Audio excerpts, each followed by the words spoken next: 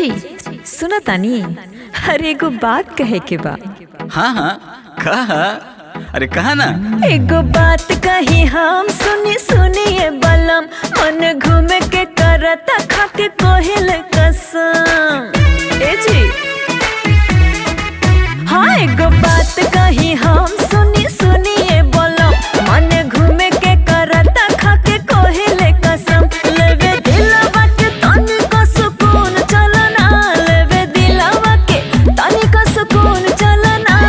हो पिया जी पिया पिया पिया, ए हो पिया जी शहर देहरादून मनावे हनीमून चलना। ए हो पिया जी शहर देहरादून मनावे हनीमून चलना। हनीमून पे चले के बा का? अरे ये तो पहले मम्मी से पूछे के पड़ी। अच्छा ठीक बा।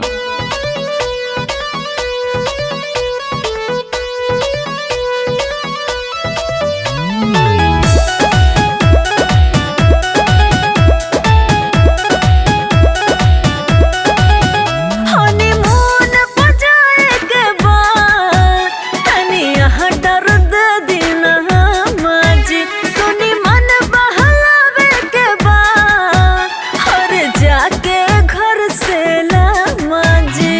अरे ऑर्डर दे दी ना, ओ माजी ऑर्डर दे दी ना। यहाँ खेत बा, कियारी बा, बागी बा, बगीचा बा, यहाँ दिल न बहली। अब बहरी बहरी से लोग यहाँ घूमे आवता, तू जेबू देहरादून। वाह आ देरी करे के ना बाटे ही जून चलना। ए हो पिया जी, ए पिया जी, ए हो पिया जी शहर देहरादून मनावे हनीमून चलना। ए हो पिया जी शहर देहरादून मनावे हनीमून चलना।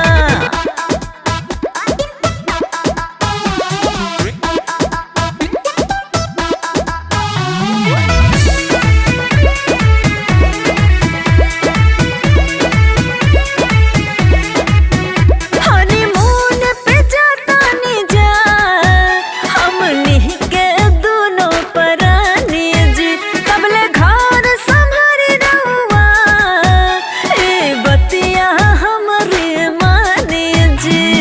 सैया संगे लूटब हम लहार और दिनों रात आठरे पहाड़। अच्छा हम इतना दिन से यहाँ आइल बानी, हम तो कोनो शहर शहरात ना गईनी। हाँ आ तहरा के का जरूरत बा जाए के? हनीमून जई है सैया घरवा से ताना बाना बुन चल